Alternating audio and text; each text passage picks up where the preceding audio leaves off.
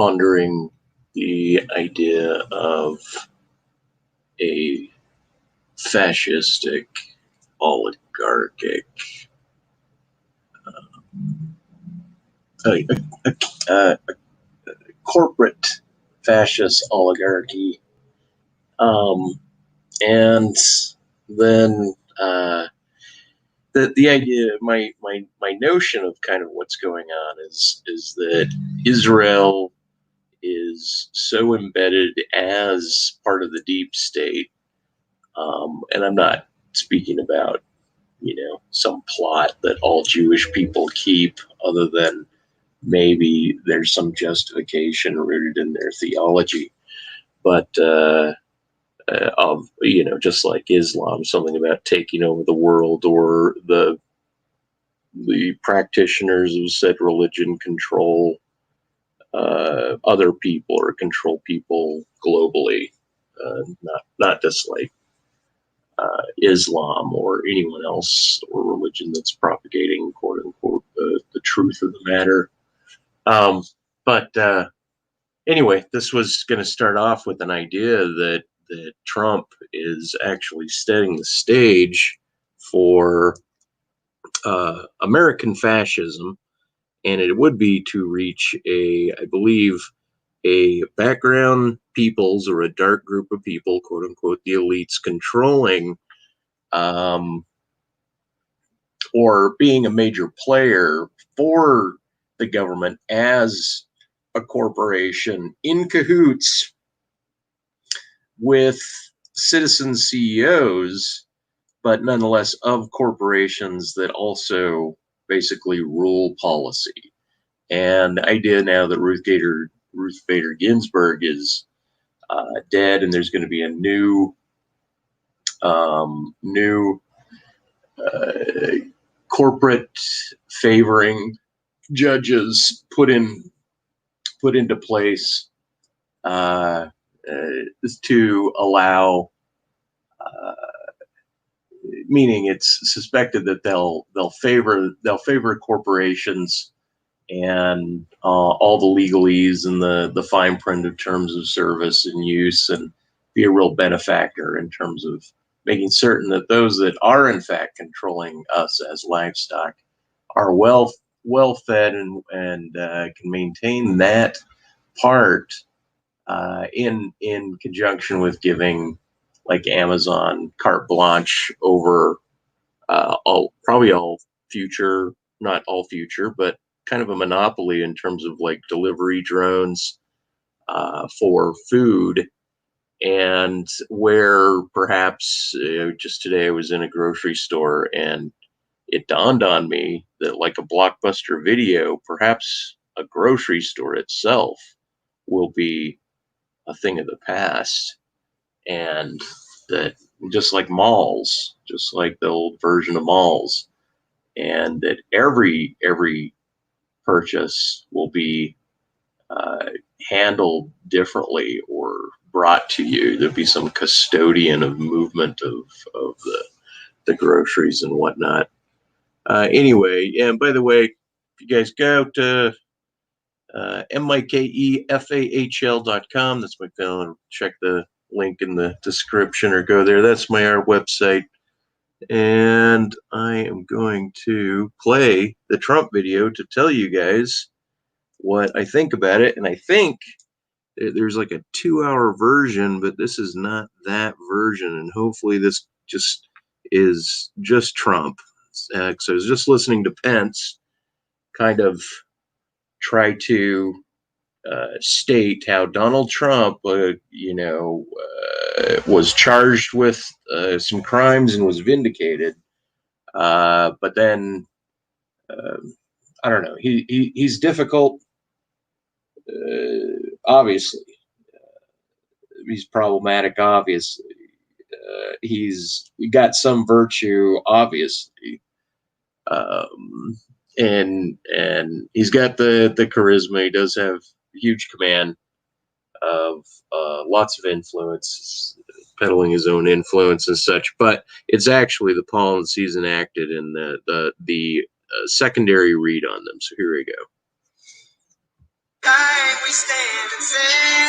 Yeah, right.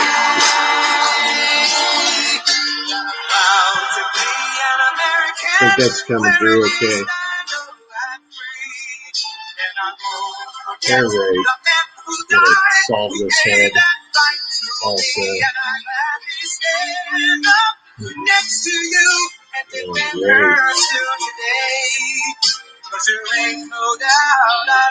Because the idea that Trump is fighting for some historic soul of America is both true, and it's also advanced forward now so heavily-handedly in his particular style of who benefits and who controls, with this painting of nostalgia that he'll play such songs that are of patriotic, just kind of like, well, this song.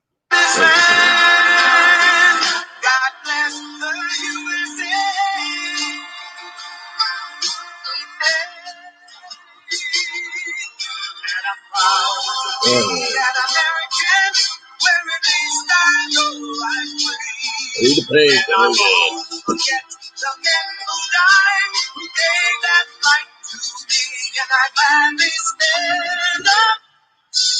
next to you and defend her still today.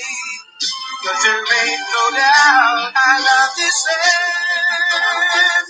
God bless the USA. See, and this guy's head is actually bigger than this guy's head a little bit. Skull size, that is. This guy. I know these guys.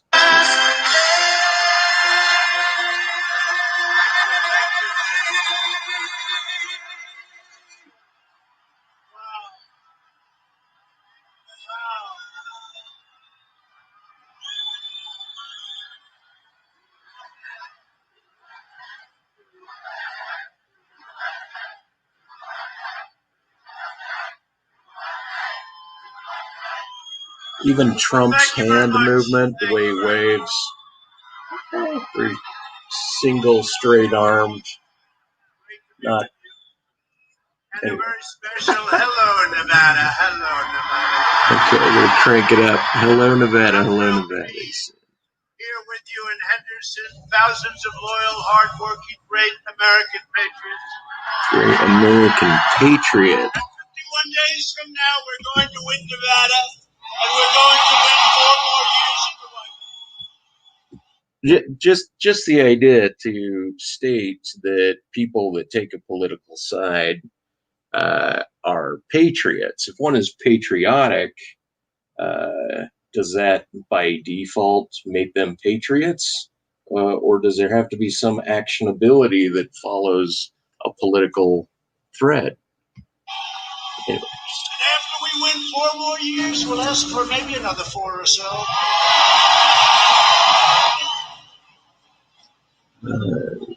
Well, thank you very much. Whenever I say that, I watch, look at all that. Look at the Democrats.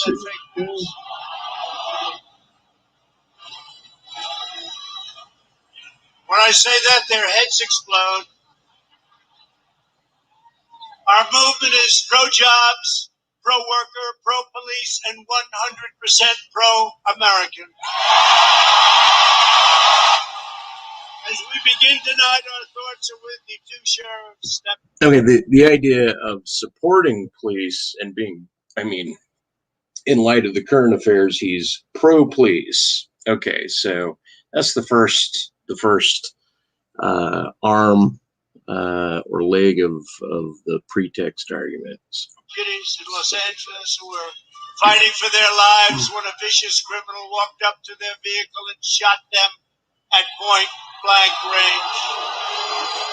Tonight we send our love and our support to their families, and we pray to God for their recovery. So, the radical left in America is waging. Okay, so now he's using phrases like "we pray to God." So it's good Christian, what do you call it?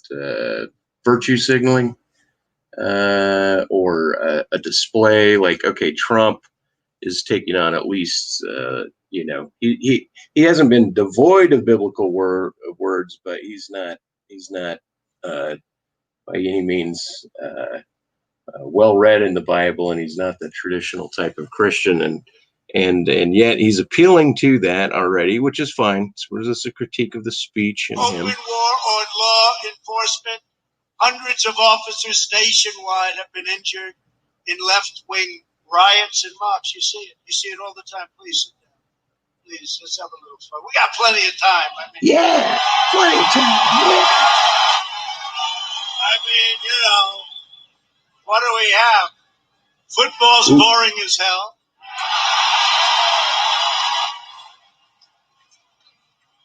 It's just not the same, right? It's just not the same. Used to be said, people would say, hey, could you keep it away from a football game? Now they say, could you possibly do it during a football game? We have some free time. But during violent demonstrations in Las Vegas, a 29-year-old police officer, you know this very well, was deliberately shot in the head, leaving the young, brave officer paralyzed. Okay. Yet, Sleepy Joe. Nothing wrong with saying brave. Okay, so whoever he is, whatever act it is, he's brave, or just by virtue of getting in a situation, he's called brave. And then the next flip right here is, like you said, immediately to Joe Biden. Sleepy Joe Biden. Brave cop, sleepy, this, conditioning, pattern conditioning for how it is one is supposed to see how Trump phrases, views things, which, we're used to that now, 4 years in. Biden and his supporters continue their dangerous war on the police. They're putting the lives of our brave officers directly in harm's way. At his convention, he never even mentioned the words law and order, never mentioned them once. Now he's all of a sudden, his polls are dropping like a rock, and he's starting to say, well, we need law and order. And then he goes back into the basement for 4 days. What happens to this guy? I know what happens to him. He's shot. That's what happened to him. Every once in a while, the great Dana White. Does anybody know Dana White?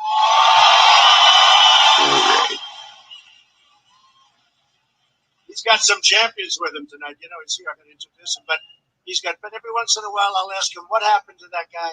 He said, sir, he's been shot for the last long time. Should have left a long time ago. That's Joe Biden. Joe Biden. He's shot, and everybody knows it. And you know what? They ought to be ashamed, because they do interviews with him, they give him the questions, and they let him read the answer from a teleprompter, and that's the fake news.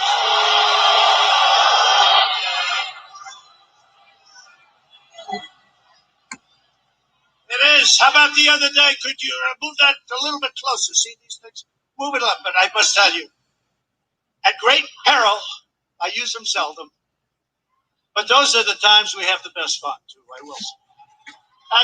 That's actually when we learn the most. For the entire summer, Biden was silent as left-wing mobs assaulted police officers. When Biden's far-left supporters set fire to police cars and precinct stations. Okay, right. Now he's critiquing Biden's being silent on it. It took Trump a little while to comment on it, and he finally did come down on the states, and he is enacting some sort of certain propaganda rules or laws. Courthouses. Joe Biden called them peaceful protesters. Right? They call them peaceful protesters. And when we go to these radical left places that are having problems, because everyone, look at the top 10, you go top 20, top 30, take a look. Democrat run, radical left-wing Democrat usually run, not Republican run, Democrat run. And we go. Yeah, maybe their constituency is more Democrat, and so perhaps the things that are upsetting him as a federal person, as a federal employee, Trump that is that local state municipalities are voting for Democratic governors or mayors, and so everyone knows that you can outline. Okay, what is it that they're doing or that they're allowing? Obviously, that's where the nature of the critique begins. and meaning where the contrast is. So left is radical left, right? So it's got to make certain that it's a huge polarization, because Trump apparently went into and shook up some cities and stuff. And back and we take a look. We want to give them help. They don't want help. they When they don't do want ask for help, and when they do, It's because you contract them. like Minneapolis, They don't want your National Guard contract. went in. 35 minutes to quell a situation that went on for 35 minutes. Like, okay, so other people are now I cheering. knew we were going in. okay, so once they're in Vegas now, and they're cheering about how the feds send in federal forces, essentially, like National Guard type, to uproot the based on criminality, of course, right? But to uproot the like the Chaz area in Seattle and any of these other places, and well, you'll hear about it. Go figure. To Seattle. We told them we're going in tomorrow morning. And so But my point is that he's got one state cheering for the way the feds can go into another state and change the way they're operating, right? If you guys, I'll mention that I do have a bias for state over like states' rights dominating almost whole as a preference over the Fed. That's my preference. they sent them in. They didn't want that to happen, and we let the protesters know, or whatever you call them. They're really anarchists. They're not protesters. Okay. So we let the anarchists. Okay, so now then there's the pushback, which is fine. I don't like Trump is in a way by now like double titling. Okay, now protesters, he's denying that any of them were protesting. He's just outwardly going to deny that. And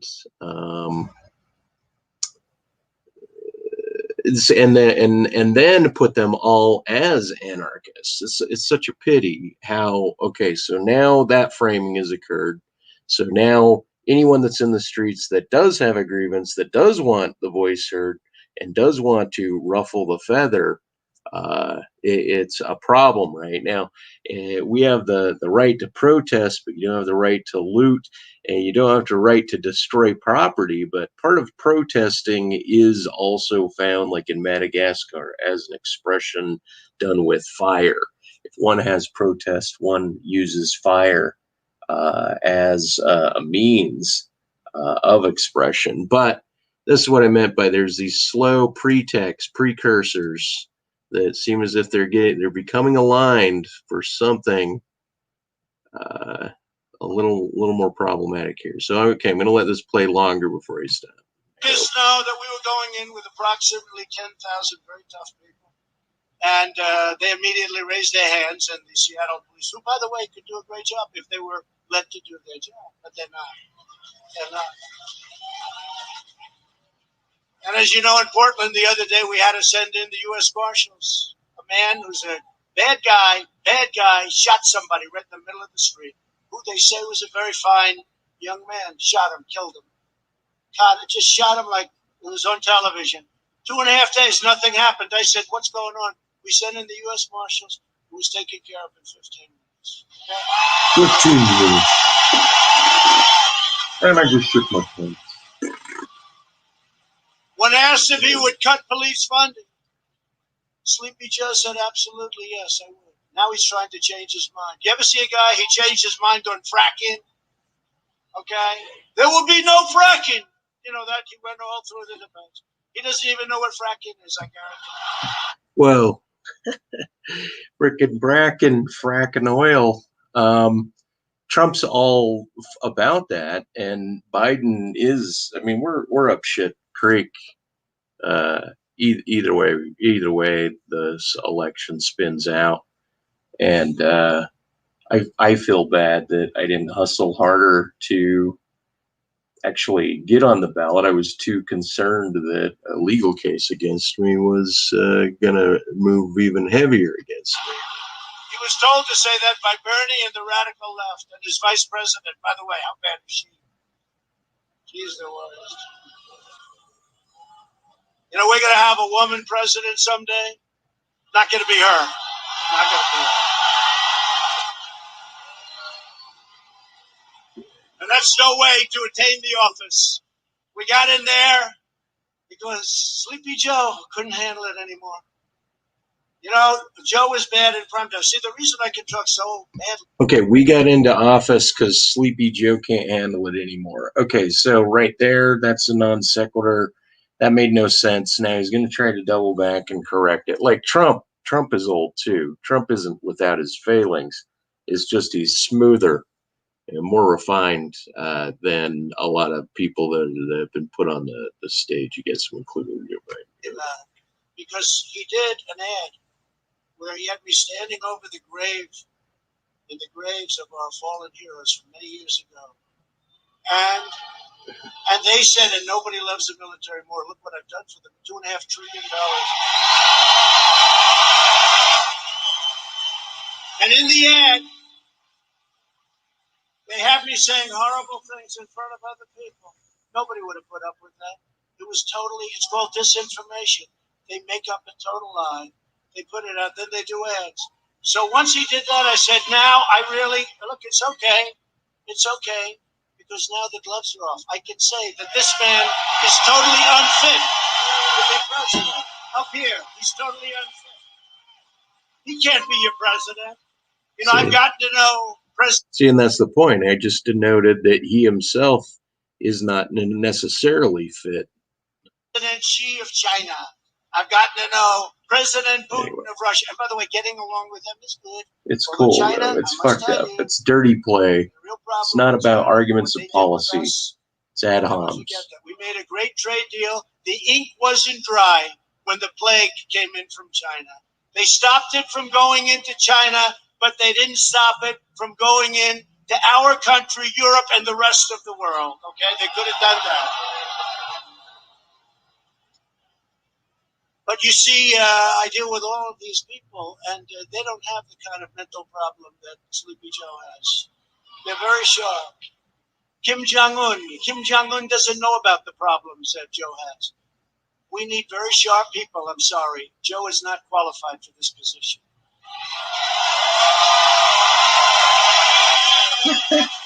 Joe calls for that's hilarious. Abolishing cash bail and closing your prisons. He wants to close prisons. And he even called law enforcement the enemy recently. You saw that, the enemy, until his polls started dropping. Then all of a sudden he said, no, we love law enforcement. I think I've gotten every major law enforcement group in the country. Right? Okay, so the idea of being pro-prison, like we're an incarceration country, right? And I mean, we've been, you know, the history of prisons is an interesting history, but where the U.S. is at in terms of its incarceration, I don't think that to say somebody is not pro-prison doesn't mean that I think that I mean that this is obscene to listen to Trump try to critique Joe Biden saying that he's not pro-prison. Maybe he wants them to not be corporately run prisons. Maybe he does want the laws of people's personal use of drugs or alcohol or whatever their business is to be their business. And yet it's framed this way. And by saying that he's not that, it kind of informs you that Trump is pro-prison, pro-law, pro-arm of the law, pro-military, meaning he wants to conflate domestic police with the love of military, even though they're two functionally different groups. Because the police in America have become so militarized, he's kind of referencing them, hand in glove. And there is obvious conflation, but it's difficult to imagine that that the conflation needs to be taken all the way to an extreme end. meaning the police are civil servants, but their overflow from the military has allowed surplus and the militarization of the police departments, which really has caused perhaps even their behavioral manners to function more as a military response instead of police response. And that's the problem with the conflation. You saw recently I got New York's finest, and they are New York's finest, but they're not allowed to do their job.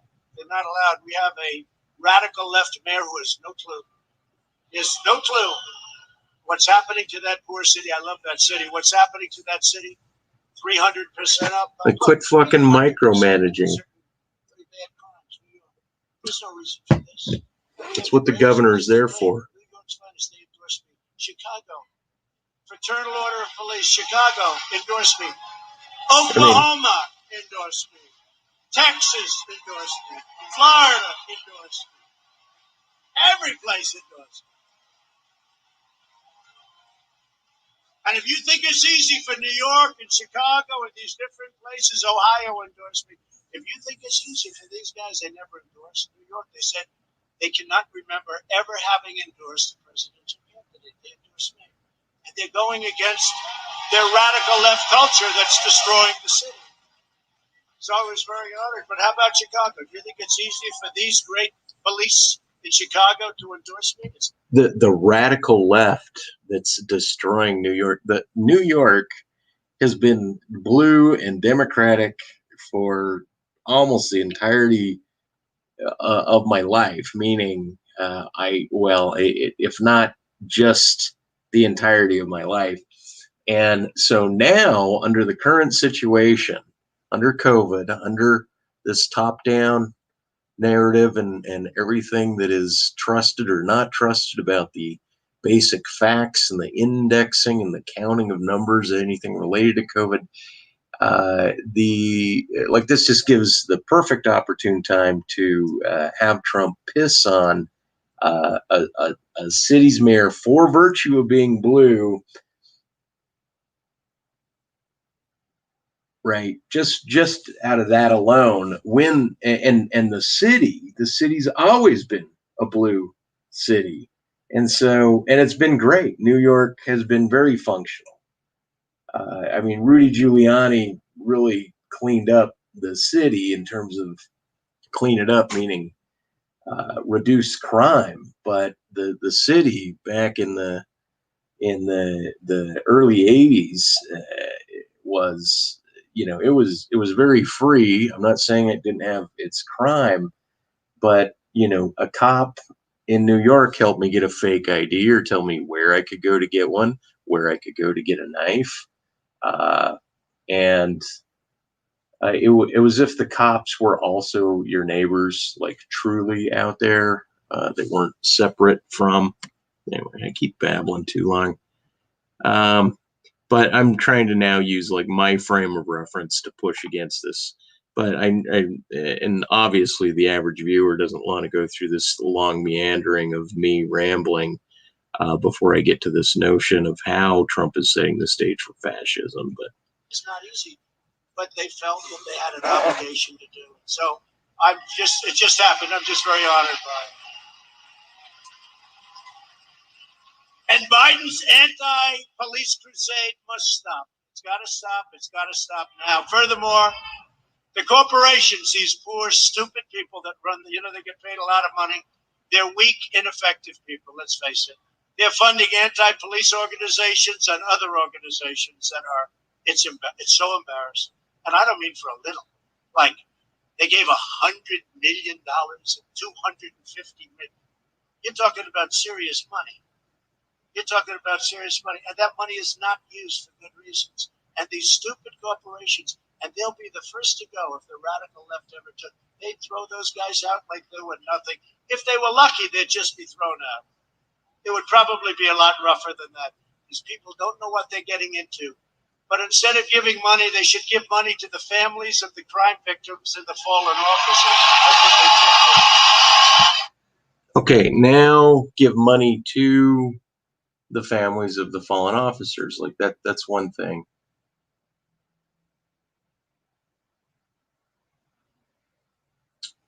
Sorry, pausing, meditating at the wrong time. Focus, think, listen. So, in the Republican Party, we know that police officers are not villains, but the heroes who risk their lives to keep us safe. And they guard, the thing that's incredible, I know so many police, they're so good. One bad apple, and they're on for months. One bad apple, they go on for months. The thousands and tens of thousands of good things, nobody talks about it. These are great people that have done a great job, and we have to support our law enforcement. Okay. Okay, so there it is. Now instead of it's the idea of, okay, we don't want to defund them. So he counters with, we want to support them. If there wasn't a defunding pretext, the idea of supporting the police wouldn't sound like how it is I'm painting it right now, which is the idea that you're not supposed to overly support your police department. You're not even supposed to support your police department. What this is, though, is it is kind of the idea that there has been so much lawlessness and ill effect of the protests, not of the anarchists, but of protest movement and type kinds things that Trump, because who knows who's listening to this in the future. I mean, shit, the odds of anyone even listening to it in the present right now, it's so low. The future, who knows? Anyway, yeah. Okay, here I go, violating it. Play. But just notice how Trump is asking us now, you must now support law enforcement. Okay, so then that's going to be judges, that's police. Police are all heroes, so they're framed this way. So the framing of the thing is still well done. Everything good here, so bad Biden there. Wants to appease domestic terrorists, and my plan is to arrest domestic terrorists. And we also believe that if you murder a police officer, you should receive the death penalty. And that's something that's... Okay, right there. Okay, imagine that. Okay, imagine that there's cops and that you get a bad apple of a cop, and that cop is literally taking advantage of you, and maybe the cop is even doing something as a bad apple extremely wrong. You're defending yourself against a cop, right? Yeah, shooting a cop. I think he said shooting. If you said killing, that's one thing.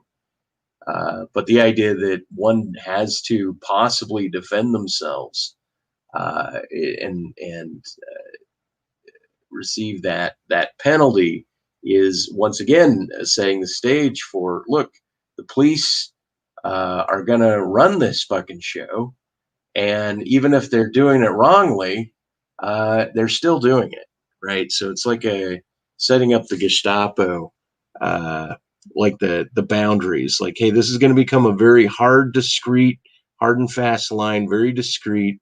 The cops run the fucking show. You better support them. Okay.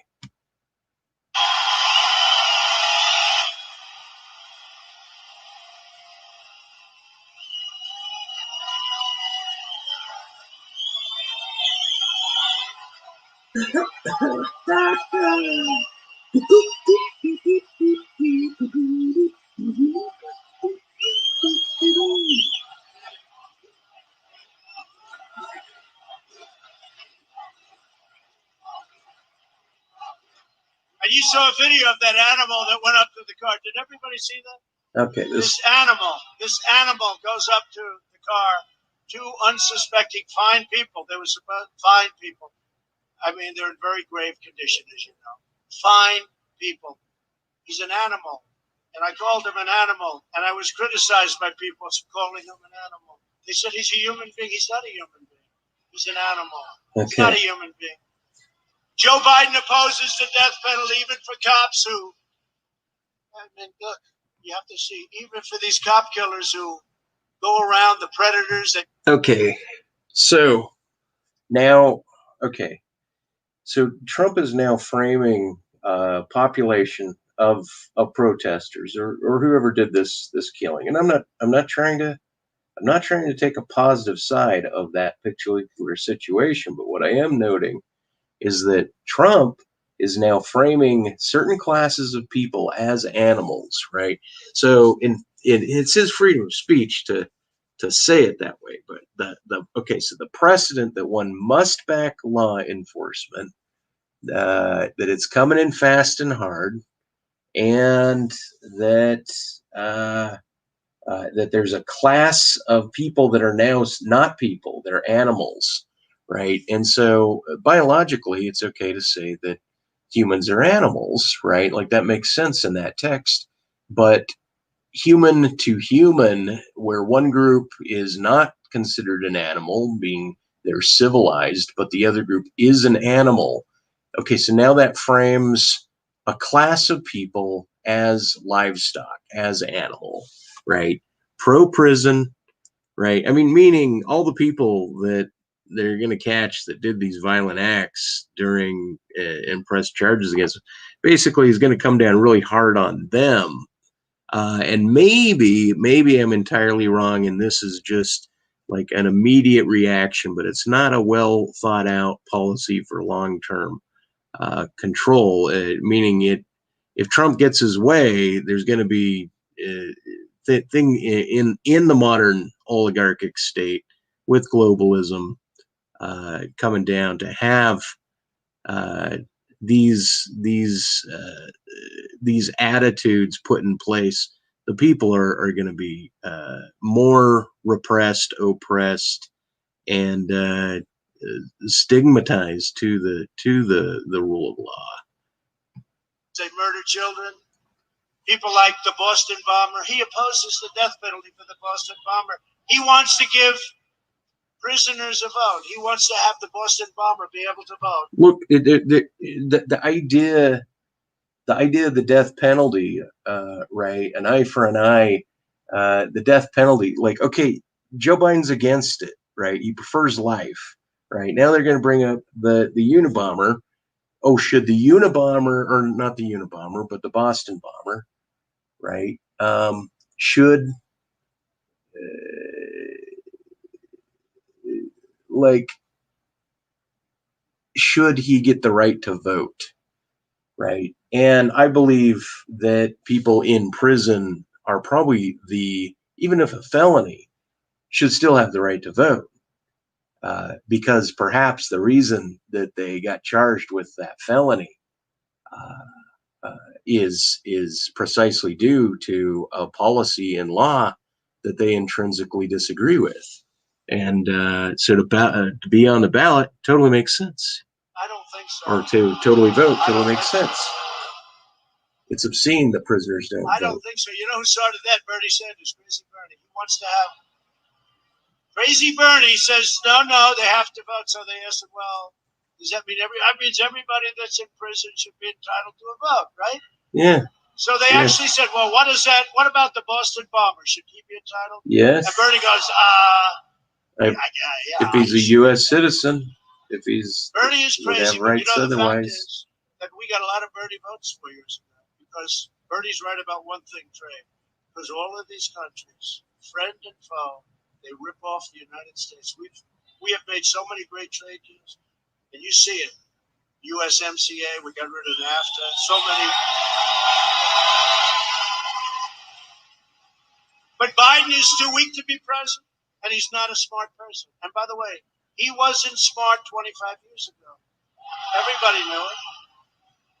Now we don't even have to discuss the matter. But I was going to say, when he put that ad up, we told him to take it down.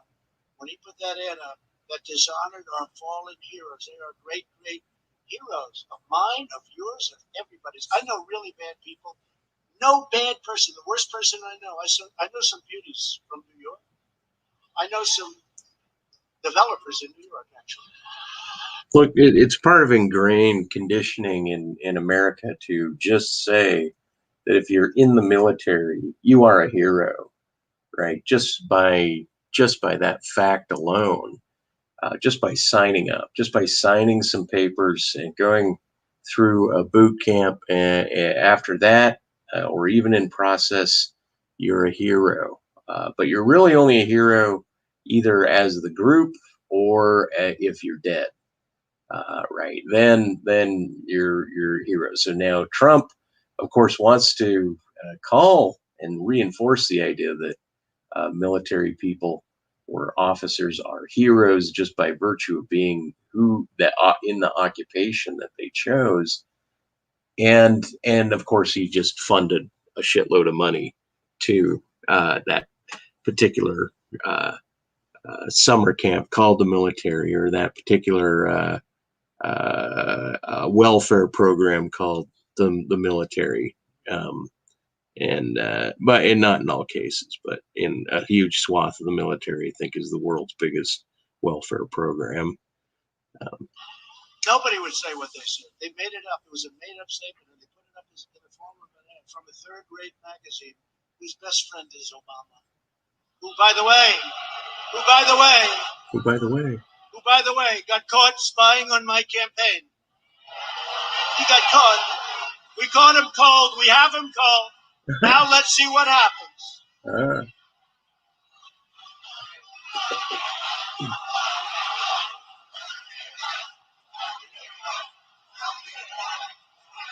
Wow.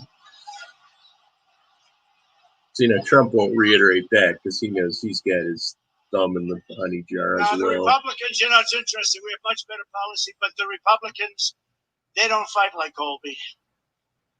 Colby is, you're going to say hello to Colby. They don't fight like Colby. They don't fight to win. They just done with better policy, but they don't have that vicious streak. If this were reversed, they would be in jail for 2 years already, and it would be for a 50-year term for treason. That's what it would be. Okay? Treason. Okay.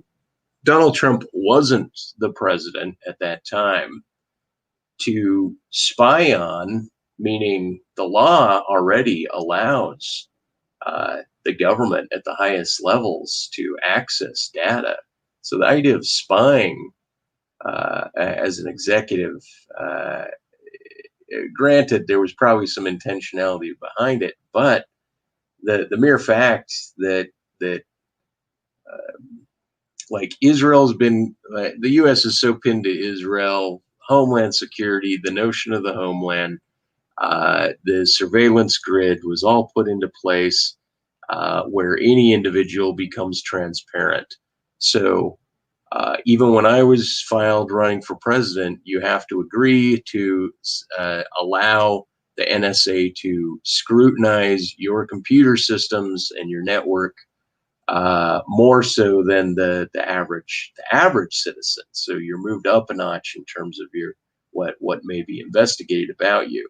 Well, if you're running for president and you're making it in leaps and bounds, like Trump was, like whoever, meaning, granted, the whole thing is probably pageantry, meaning Barack and Trump and Clinton's and Bush are probably all still in some means in cahoots, meaning Hillary Clinton is not in prison now. Trump is just shitting once again. It's the shit on the whole group technique instead of actually getting into the meat and potatoes about what the military is, what the police officers' limits are, what the limits of protest should be. No, it's a bunch of character assassination, and it's what Trump's built for this shit. But Biden's too scared to stand up to the crazy socialists and never will. He'll never have the strength, and he's going downhill fast. It's going to be very interesting. And I called for a drug test because you know what? I want a drug test because we don't want to have a situation like we could have with this guy. I watched him in debates with the other 24 lunatics. And he was so bad. No, he was so bad. Maybe he'll win because they don't like me. They don't like my personality. But I hate to say it, I'm what you need. I'm what you need.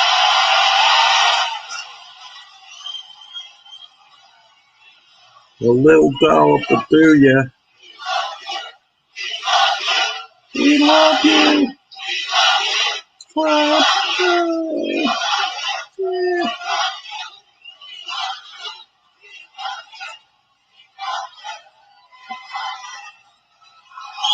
But if Biden ever did win, he would surrender your country to the mob. You know that, and he will have nothing to do with it. It's not him. I mean, he's going to be pushed around, and she.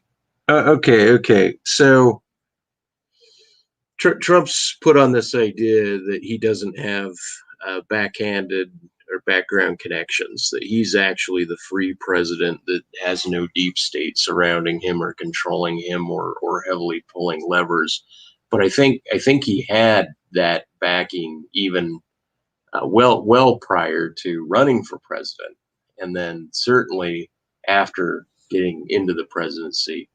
Uh, you guys should really investigate Benjamin Netanyahu, I want to call him, his relationship to our government and characters in high positions. So Israel is so radically intertwined in our business, and Netanyahu, as far as I understand, didn't actually win the election, but he retained the presidential seat in Israel, or the prime minister seat in Israel, regardless of that fact. And yet we're still worrying about Guaido's relationship to the Venezuela. All right, here we go again. She's, by the way, just so you know what you're going to get, she's considered far more liberal than Bernie Sanders. How about that? That's what you're going to have. No. I don't think your state is into that. Unlike Biden, I'll always stand with the heroes of law enforcement. The heroes. Okay. And I'm deeply honored to have gotten all of those endorsements. That to me is a really big deal. That to me is really a big deal. And I just want to thank all of them, including the National Troopers Association and Coalition. Just good. We also received the endorsement, total and complete endorsement from the Public Safety Alliance of Nevada and the Las Vegas Police Protective Association from Nevada. Got his endorsement, meaning Trump's endorsement for president, or Trump's ability to land in Vegas and they endorse this rally, right? I don't think he's sliding. And I want to thank for that Steve Grammas, who's with us tonight. Where's Steve? Steve, thank you. Thank you. That's a big deal. Make sure they get out and vote, Steve, because they're playing around with the ballots, okay? You know, your governor. So we had many sites, by the way, all exterior sites, all outside. Today you'll hear these phonies back there. Oh, look at that. Now, today you're going to hear them. They'll say, oh, it was indeed. Well, the reason it was, we had 5 sites, all outside sites, like last night, tremendous room. And a great gentleman who owns this building said, you know what they're doing is really unfair. You can use my building. Don, I want to thank you.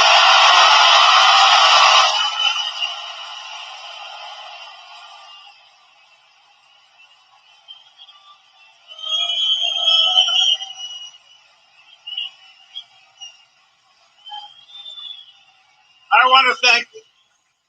This is the most important election in the history of our country. At no time before has there been a clearer choice between 2 parties, 2 visions, 2 philosophies, 2 agendas for the future. Joe Biden spent the last 47 years selling out America. Look at what he's done. Everything he's done was wrong. He always voted the wrong way. Even his Secretary of Defense, his Secretary of State, they said he always voted the wrong way.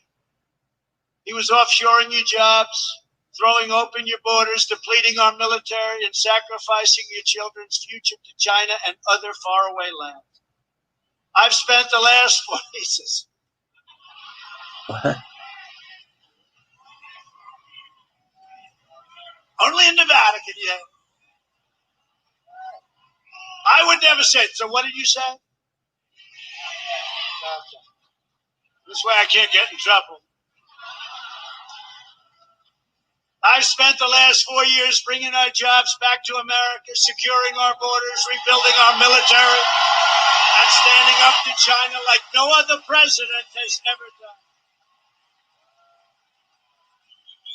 If Biden wins, China wins. If Biden wins, the mob wins. If Biden wins, the rioters and anarchists and look.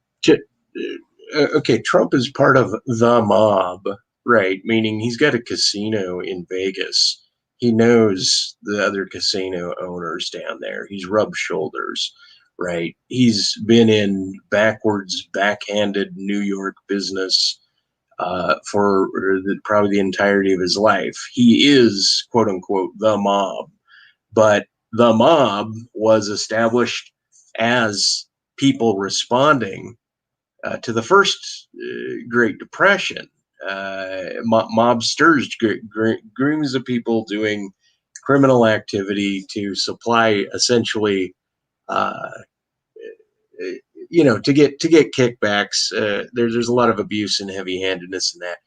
And the mob that's going on now, of course, that Trump's talking about is the protest mob. And the protest mob will, I believe, become its own, or hopefully it becomes its own faction, and takes on, solidifies itself kind of like the old Italian mobs. And meaning there's going to be discontented people about this right wing come down on people and their casual liberties. To be American is also to have the casual sense of freedom, but there is customary limitations to one's morality. I'm a secular moralist, a process moralist, if you will, and anyway, it's all, God and country, top down. These people are animals. They're part of the mob. So heavily demonized right there, and locking up borders. You see what's going on? Meaning the virtues the of what he's done. arsonists, flag burners. How about the flag burning? Okay, here we go. This is the difficult part. I would love to have a law. You would love to. This is so sad what's going on. When I see the American flag burn, I get so angry. I would love to have a law. It has to go through a big process. You burn the flag, you go to jail for 1 year. I would love to see it. Okay. You burn a flag, you go to jail for 1 year.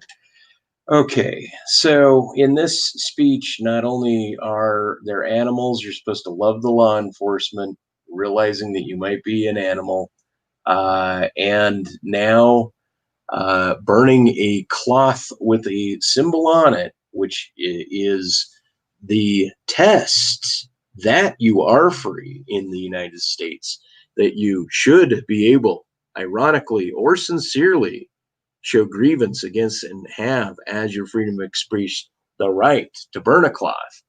And for example, okay, if I was a military parent and my child went into the military and he got maimed or shot, and the area that he was in was just merely like watch the poppy farms in Afghanistan or something like that. And so really just for profit alone, my child was killed, and I had then the grievance, not of words, but that my dissatisfaction in my country. I should have the right, and not should have the right. I do have the right to burn a flag in protest, in the expression of my not liking what is happening in America. So now he's setting the stage also to delimit how one can express themselves, because the internet, in terms of service and the problems with corporations controlling freedom of speech online is a huge problem. And then there is the customary morality that has a prohibition against incest and of pedophilia. And so that's an internal, but I believe a generally intersubjective agreement that the population does not want that kind of freedom of speech or expression that shows exploitation to be considered. Like exploitive freedom of speech is not necessarily freedom of speech. I agree with that. So I'm just pointing that out on the side. But just what Trump is saying now you go to jail for expressing your discontent. I would love to see it.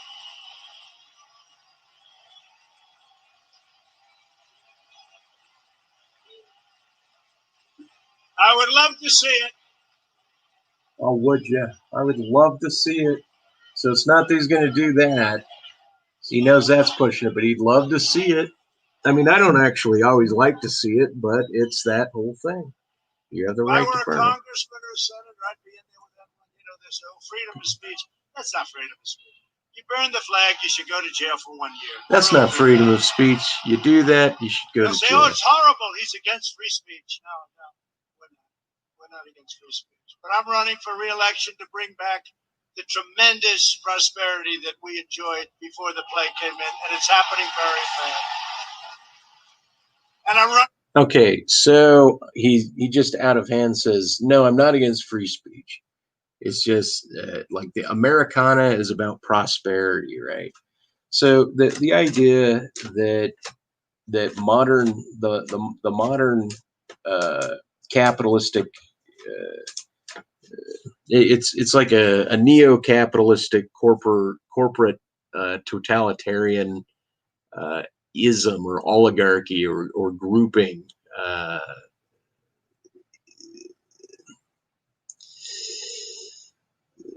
Yeah, I mean it's a general plutocracy is then being shifted off. So in the next sentence after Trump basically denies, he expresses how he's going to limit freedom of speech, freedom of expression, and then say that it's not freedom of speech because it would fall under freedom of speech, but freedom of expression. And then in the next stage, in the next sentence, he brings up corporate prosperity or prosperity generally. But by that, he means financial prosperity. And son of a bitch.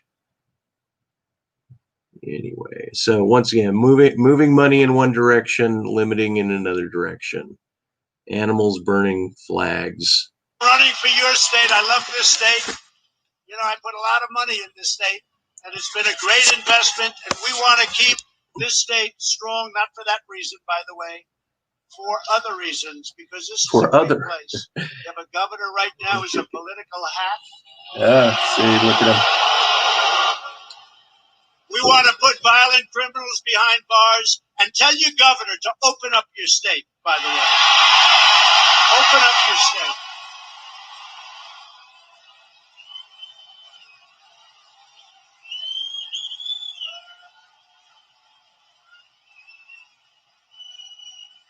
A political hack. You know, Trump just is so the you king know, of these political shutdowns, hacks. we did the right thing. We had the greatest economy in the history of the world. They came in. We were all seeing what was happening. We closed up. I mean, you know, you're presiding over the greatest economy in history. And a group of very smart people walk in and say, sir, we have to close it. And we did the right thing. We closed it. Well, actually, he didn't think we should close it yet, but later on he said, we did the right thing. We closed it. We closed it. We saved millions of lives. If we wouldn't have closed it, we would have been talking 2.5 or 3 million. We're at 180. It's far too much. But we would have been talking about, it would have been unacceptable, unsustainable. It would have been so bad. Think of it. We're at 180,000. Other countries are doing terribly. Did you see the statistics of us compared to other countries, us compared to Europe, us compared? We have done an incredible job. We get absolutely no credit for the job we've done. And I don't want it myself, but I want it for the admirals and the generals and Mike Pence.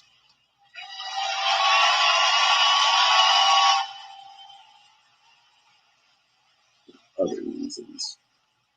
There's other reasons. And Joe Biden was against it. Remember, he was totally against closing. He said, "Oh, he's xenophobic. I'm xenophobic."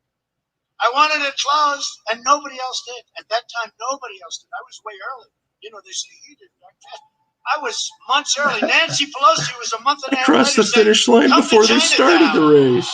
Let's come to Chinatown."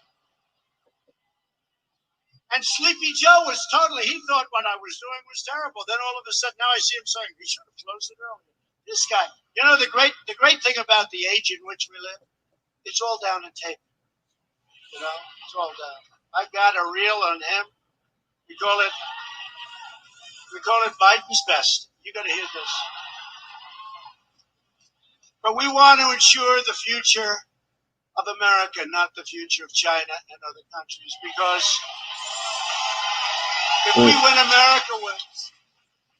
And it's all about America first. You know, Okay, even that, like this, like what Trump has done to divest the trust and try to work out deals and be hard nosed instead of being like open to the fact that other countries are attempting and are successful at growing their population, their tech, and their general power. And so the idea of America first is not bad, but meaning to keep it as priority, sure, first, but to say that to grow or help for another country synergetically grow their economy, and that if all things being even or equal, not that that's ever the case, but all things being equal, I would prefer personally, and I think most humans would prefer, that other humans are also doing well, right?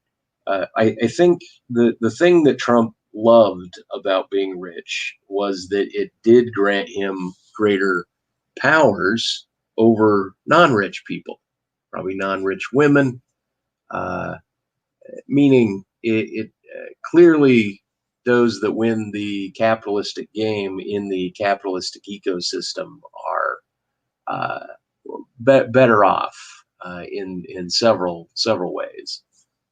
Um, I wish I was expanding my thesis, but it's weird to split my energies like this. But it's the exercise. presidents, they never put America first. Okay. They didn't take care of our country, but we're taking care of our country now. Joe Whoa, Biden they did didn't not do it. lead our We're country doing it now. because he really doesn't believe truly in our country. But I think that's a very strong statement. I don't think he has to do it. I'll be honest. The people that push him around don't believe in our country because he agreed to a manifesto with Crazy Bernie, right? It's called the manifesto. You know why it's called the manifesto? Because this is beyond socialism. This is a word that starts with a C, not an S. That's where they're going. Look, so the industrial means of production taking control by the government being granted the means of industry is basically what fascism is, and the idea that the police and the military and the fire utilities, these are all run by government, and essentially all the idea of like socialism, fascism was framed as socialism, where the government does take control of all these things and leaves none to the public sector.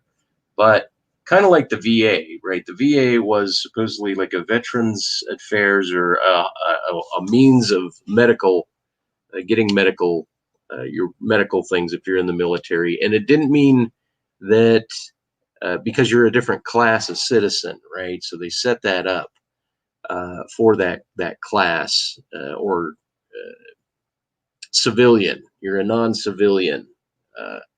Anyway, but there's a government-run hospital, and then there's the public or the private sector hospitals. And so the idea that Medicare or basically access to medical treatment being a service that the government provides its people is it's not, it doesn't mean that there can't be capitalistic run corporations or privately run corporation hospitals. But to say that the people that can't, quote unquote, afford to be alive or afford medical care essentially are to be left on the wayside, that's really all I believe that they wanted socialized. And the idea of communism in the modern day, I think that had to do more with the wolf speaker. I forget his name or his first name, but he speaks of like modern communism was essentially like running a co-op with a very a mind that the workers own the profit and the surplus, and that's basically it. Would be a so anyone that's running a worker-owned co-op is communism in action within the capitalistic system. And so the demonization, the polarization, the rhetoric is hugely what play here, but this is how it's going down. Coming from. At Biden's convention, they decried America wicked. They were saying it's wicked, sinful, it's destined for a fate of doom and despair. That was, by the way, that was the most depressing convention. We had a great convention. See, yeah, it's hilarious. Yeah. Fucking hilarity. Just dude. They actually said America wasn't son great. Of a bitch. They actually said that America was never great. You know who said that? Cuomo, the governor of New York, said America wasn't great. I don't know if he's going to get away with that one. That's going to haunt him. That's going to haunt him. America wasn't great. Him and his brother Fredo. Do you ever watch Fredo? His ratings aren't very good, so you probably don't. But we know the truth. America is the most exceptional nation on earth, and our destiny is blessed by God.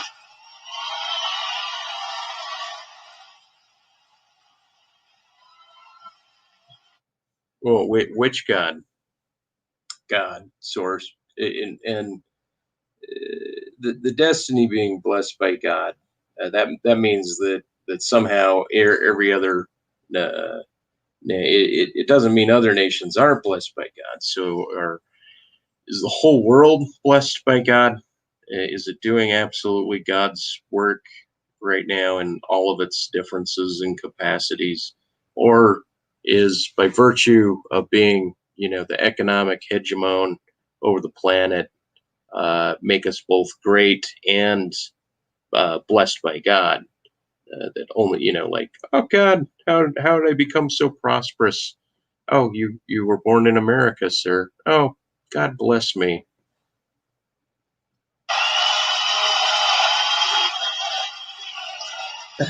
As if that was a point, as if I'm making full points. We love this nation with all of our heart and soul, and we will always take care of our nation. We have a little expression, make America great again. That's what's happening. And, we had it done.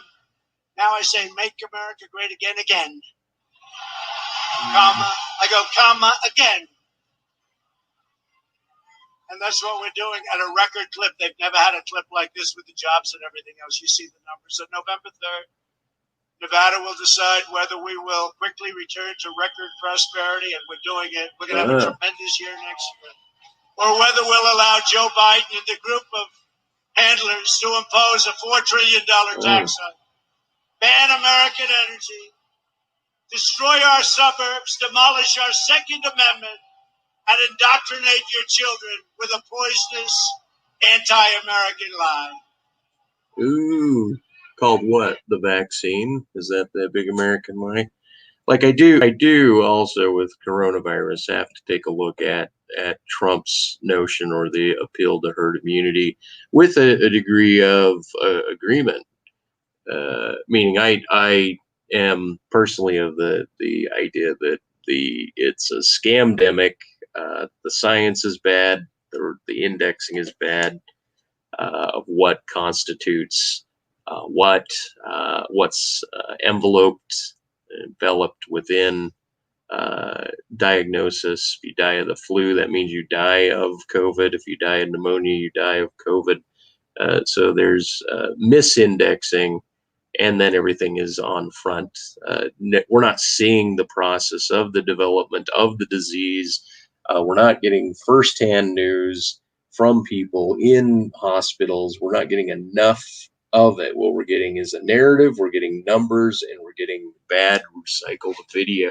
So not only is the science bad, the media is hyping it, which then makes me think that the whole thing is just a racket of authoritarian control, and that's partially why Trump is at odds. Meaning Trump, in that respect, human to human, I kind of agree with his at least his approach relative to the COVID. Meaning, at first he looked like the outlier dum dum that was running in contradiction to the doctor, but the Dr. Fauci, he kind of took the position without being granted the position to say what he said and be the head and lead it.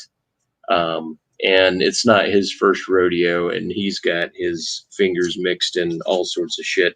So I think what I'm saying is that I think that there's plenty of people that are trying to manipulate politics and finances, but a lot of this is pointing back to Israel, back to Netanyahu, even 9/11. The new update from 2019 information on all the players in terms of the finances around 9/11 and who knew whom or whom knew who are disclosed now. I think the guy's name is Boyle, like David Boyle. Does a great lecture. We've learned a lot more about the players of 9/11 18 years later. So that's all I'm saying. And Israel doesn't have its hands dirty in this. Anyway, I'm babbling, and I should just be painting. The whole goal is just to paint, right? And then do some light commentary. But I keep stopping to do commentary instead of focusing. And I got to knock this one out. This one's got to go fast. Yeah, get him out of here, would you, please? Yeah. So, gotta get this out of here. Get him out of here, please. Shit.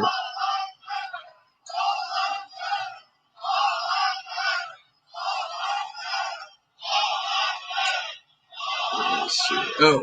Oh, someone wrote here. Mickey Farley. Anybody today? Dox anyone today? I could dox myself. Yes. I'm in the business of doxing people. So.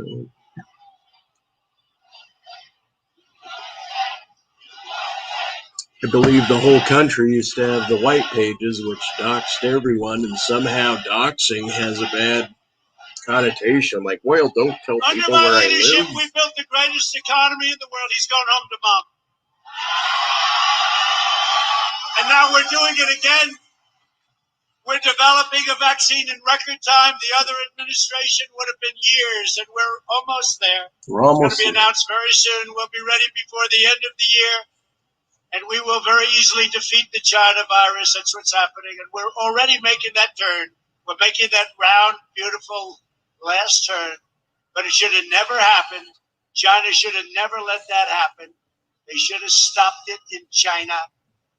Under my administration, before the virus, we quickly achieved the lowest unemployment rate in Nevada's history, and we'll soon be there again. Okay. I don't like how we're scapegoating China, meaning even the players in whether or not the disease, coronavirus as real or synthesized, purposely let out or not. The demonization, of how a country runs itself. I mean, I guess Trump can say anything in hyperbole, or not. It just seems, uh,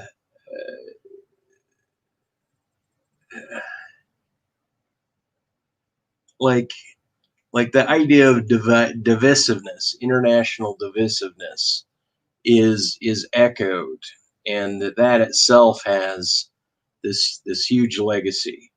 And as we're losing, in one way, probably the same amount of money that went out, with this bailout money, that was signed back, and they're probably going to push through another one.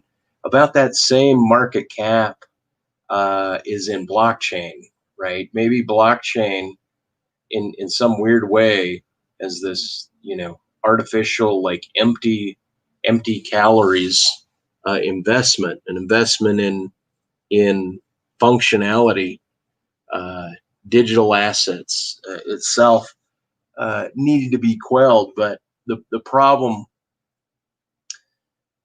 with dumping all of that money out is it's the old, like, 1980s 1990s bag routine, where to control the dollar, meaning to keep the dollar as dominant, you get it in everyone's hands globally. Even the idea of the way he shit stains, Obama's dropping the cash on Iran, right? Like, the U.S., to me, that was a philanthropic move, because, uh, the and this was explained to me by, an Iraqi woman, or even, on a flight, up in Canada, about, how, the Iran, you can't do business in it. They don't have credit cards. The people are hand to mouth. It's all direct hand to mouth, direct payment, and that their government, money was still moving up. So the idea of, adding the American dollar to their economy not only, uh, had them using our funds, it also helped an actual people, get some resources, where the U.S. is essentially, because Iran was put as an axis of evil, has basically, forbidden business in that their country, and that also means credit card, uh, companies. And so they're made to use our money now.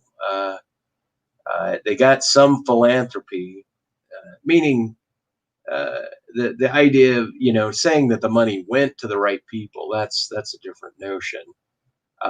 But the idea that their market at least had more money put into it, like, it's important that people, don't starve. And I think that even the way the U.S. references money as, like, that what's going on, has anything to do with our tax dollars, is it's absurd. I mean, we're the printer of the cash.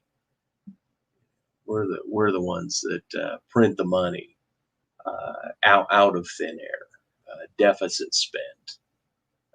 So we're pros at that. This idea that somehow, I paid $1 in taxes, and somehow you're getting it, and it's not going to the public good, uh, is,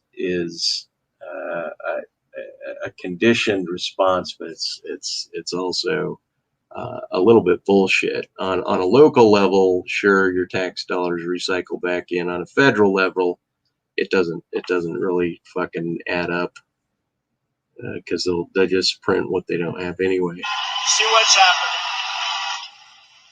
A guy like Biden would totally eradicate Nevada's economy. Okay, God. He would make it impossible for you to compete, and he's already said if the doctors suggested it, he would shut down the country again.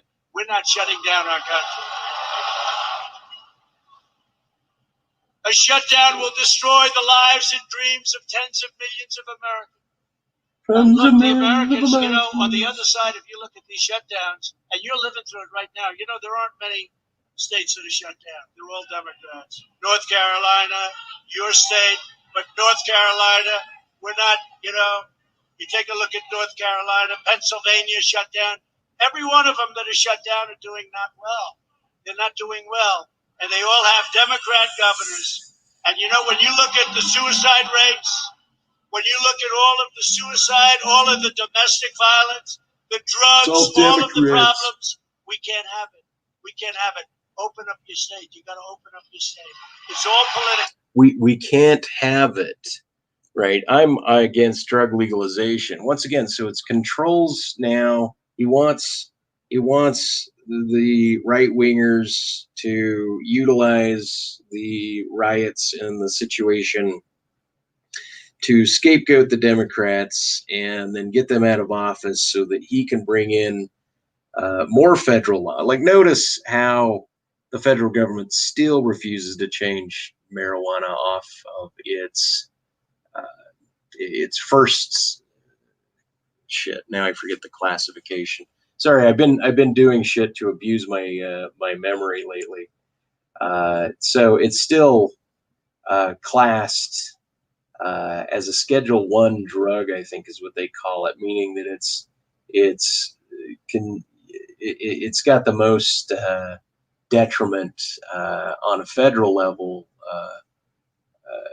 associated with it.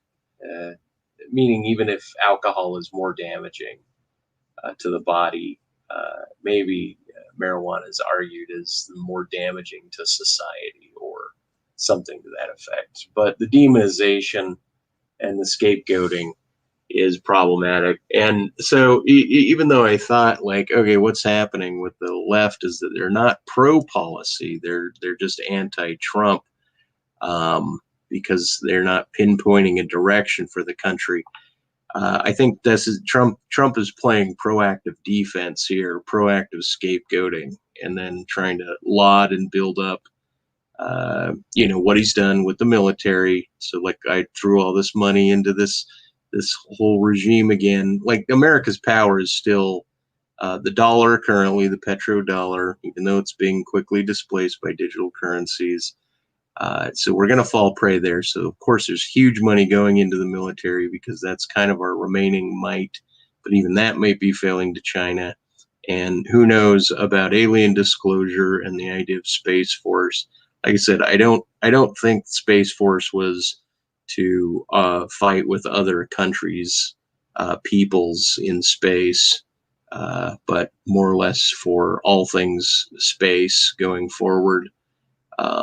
American interests in space, and perhaps even global defense against a notion of alien like contact disclosure occurring, which I think no head of government until they're absolutely pressed to do so would admit that there's exterior forces that are possibly greater than we are. As humans, but it's all political. Language. It's all political. It's all political. On November 4th, they'll announce we're going to open up the states. They're only doing it to affect your November 3rd great election, most important election. Biden will always do whatever the radical left demands. And if elected, his radical supporters won't just be causing mayhem on the streets. They'll be running the Department of Justice, the Department of Homeland Security, and by the way, the United States Supreme Court.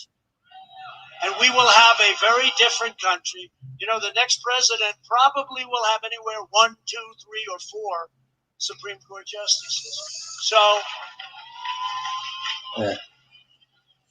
if you want your Second Amendment, if you want life, So he just said that if Biden's elected, he'll be running Homeland Security, which then makes me think, is Trump privy to all things Homeland Security?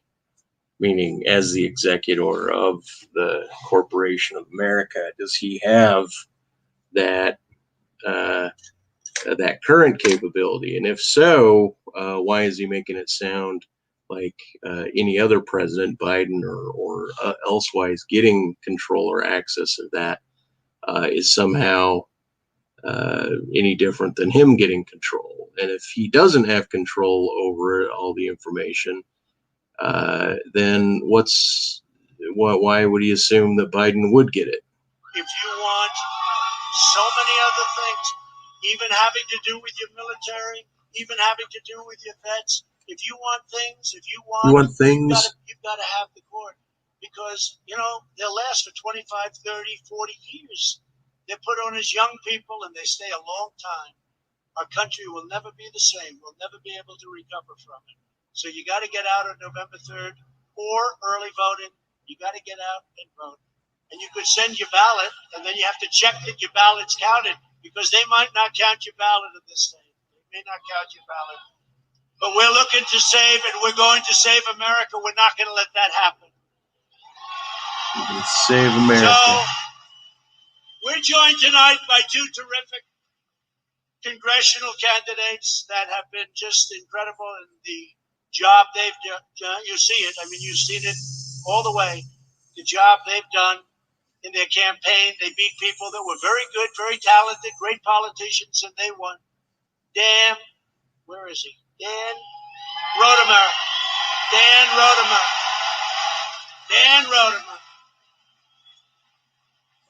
And we're with you all the way, Dan. And Jim Marchant. Jim, thank you very much. Just call him a Martian. See, I told you about alien disclosure. So we're backing you all the way. You got to get them in. We will take back the House. You know why? Because people cannot stand Nancy Pelosi. They don't like Nancy Pelosi. Even the woman that owns the beauty parlor turned her in. Can you believe that? Nancy Pelosi's a customer. She turned her in. She thought it was disgraceful. But that's what we're dealing with, a bunch of phonies. But you guys, we have your back 100%. Michael, you'll make sure, right? You got your back, you bunch of phonies. I also want to introduce and thank, he's done a fantastic job, Nevada Republican Party Chairman, Michael McDonald. Michael McDonald? With a fool believes. And a friend of mine, and thank you, Michael, your former Attorney General, Adam Laxalt.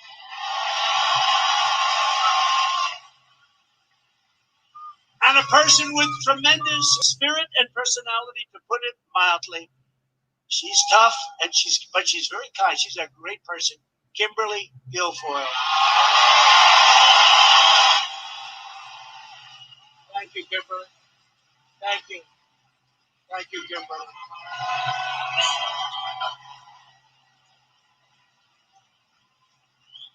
The owner of the Chicago Cubs, and he's in first place, so he's very happy. The RNC Finance Chairman, Todd Ricketts. Where's Todd? Okay, anyway. Don't win that pennant, Todd. Win the pennant. I think I'll check the chat again, and then I might be done here. To work for me in government. He's tough, he's smart, he can be vicious. Maybe. But he's just fair more than anything else. But he is a talented guy. The totality of things. Oh, the unknowable source. Have you ever done a Dorian Gray portrait of yourself? Yeah, that's funny.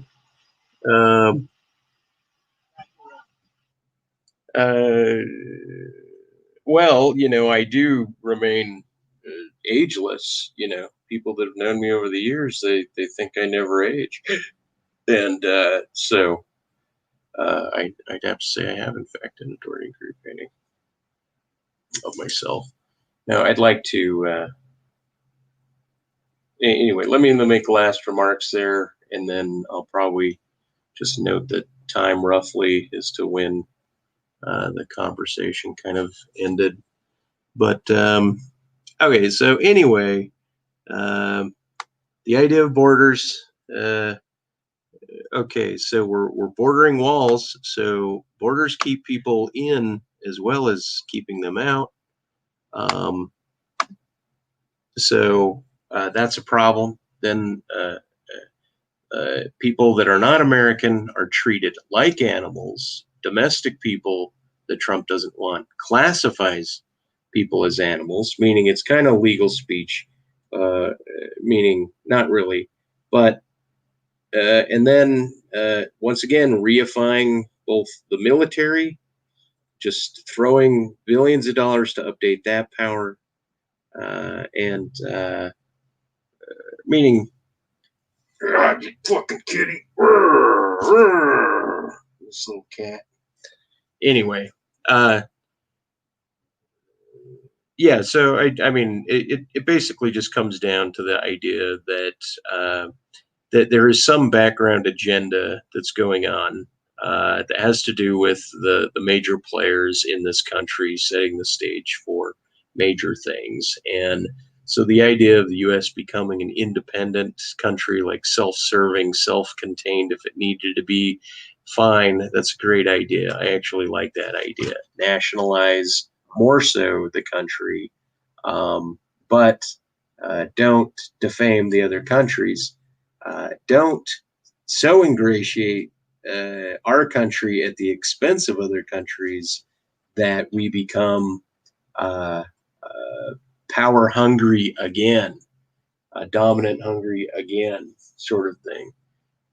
But the bigger fear is that Trump's setting the stage for kind of a huge axe to drop across America. If there's a new coronavirus strain that comes about, or we're in the season for death, then it's going to be ramped up even more. So there's going to be more constrictions, more authority.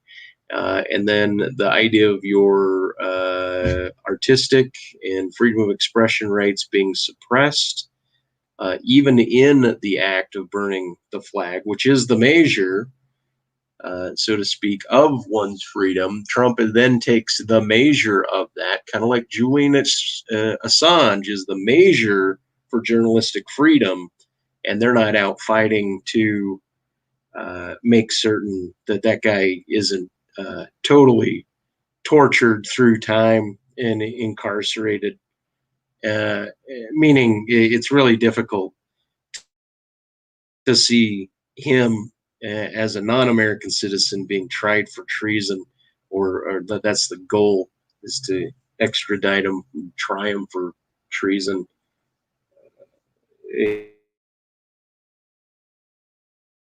And so uh, Trump may appear to be getting the job done, but he's getting the job done in a polarized fashion. And his means of doing shit is problematic. He keeps scapegoating uh, uh, Barack Obama, but Barack Obama was all about, hope and change, but he didn't know who the handlers were going to be on the back end, and he didn't know that just by virtue of him being a black guy to the Republicans, that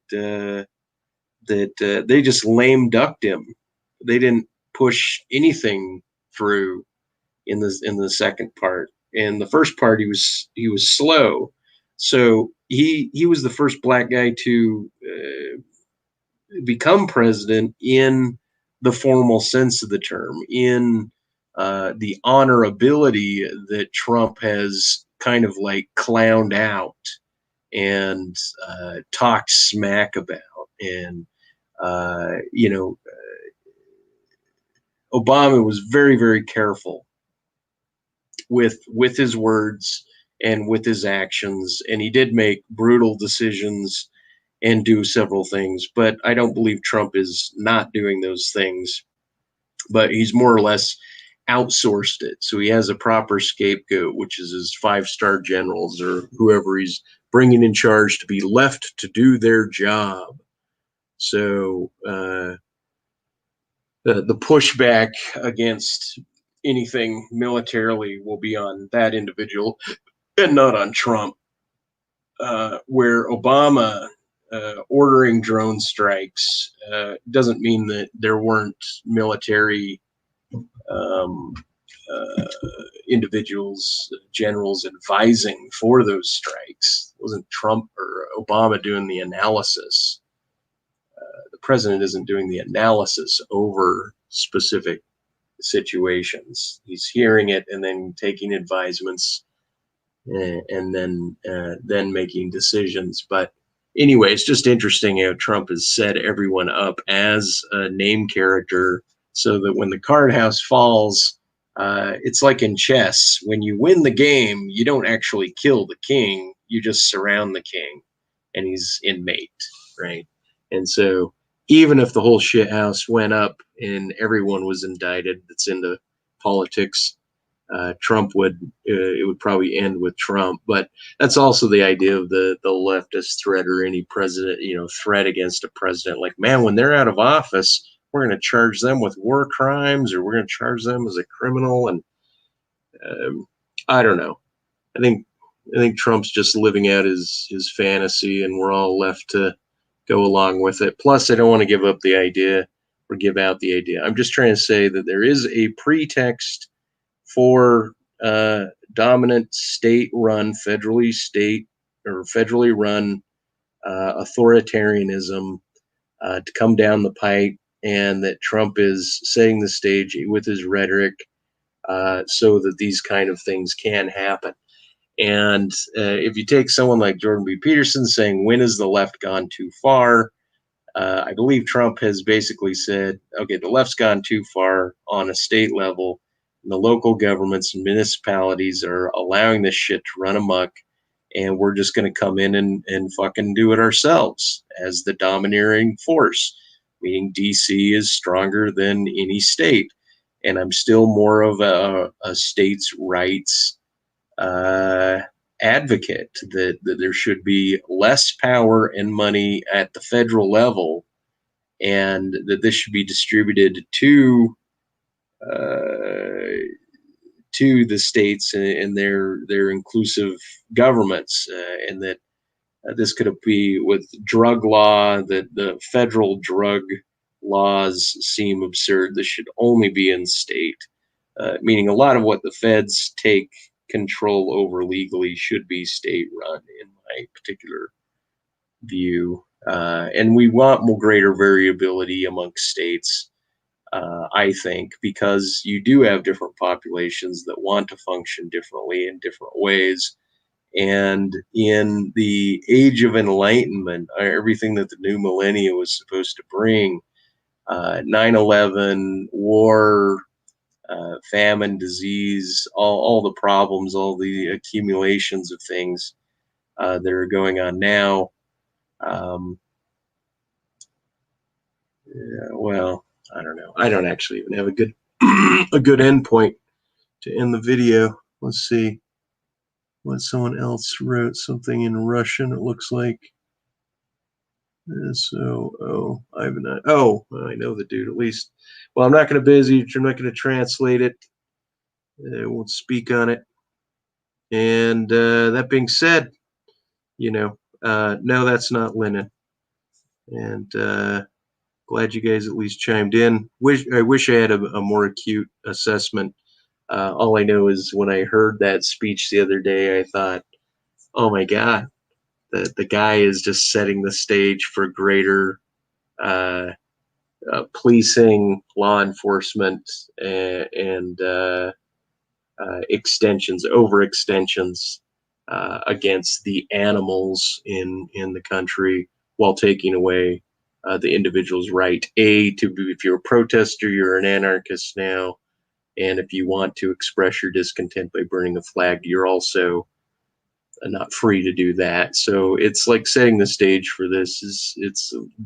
There are delimitations that he's noting that could possibly draw towards a greater totalitarianism in the states, which is such a fucking pity.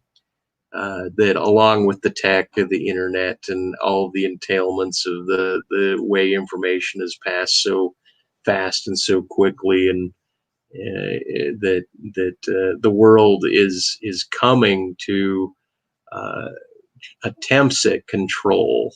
And it would be interesting if, in fact, there was a kill switch for the internet. People have tried to argue that there is, and so forth. But just the idea of what it means to control on a global basis seems incredible. And I do think that if the universe is allowing a globalization with the net, that the universe has to complement it in a way logically. And by that, I mean um, almost as if for us to advance into radio frequencies, then we see aliens. Or as soon as we gain human consciousness, there seems to be aliens and gods. Then we get radio frequencies. Then there's Area 51 and crash landing. And now we got the internet and Space Force. And it just seems as we build something contra equivalent or polarized is also brought home. And I just don't know if it looks like our little chicken bin called a nation, like they're trying to domesticate the wild population of Americans. I mean, we were already domesticated, but they're trying to restrict it even more, deprive us even more financially and liberties. And that's the problem with Trump establishing, as others have said, a pretext to fascism. But by fascism, I think that's the wrong word, because Trump doesn't want, other than Space Force, he doesn't want socialized medicine. He doesn't want the people to get the same access to medical care that anyone that doesn't join the federal military. It almost requires people get in line. Like, okay, so it's a voluntary military. Perhaps they were sensing that there's going to be further war in order to keep the contracts going, and that this war is going to be like both a hot and a cold war with China, and that we got to have domestic rule and more people joining the military in mass in order to educate them specifically and put them forward. So I think I don't know. Everyone's sensing different dynamics and different patterns right now on a political level, and it's a fucking pity that I even have moved my mind to the political domain instead of the poetic domain. So that's what I'm going to chime off now, and appreciate whoever will stop. And you can feel free, please, if you have a commentary on this video, feel free to leave it. 145. Das Pook, like, subscribe to the channel if you want. Check out my art site in the description if you want. You can always donate if you want. I hate to be a side road internet curbside panhandler. Yeah. Later.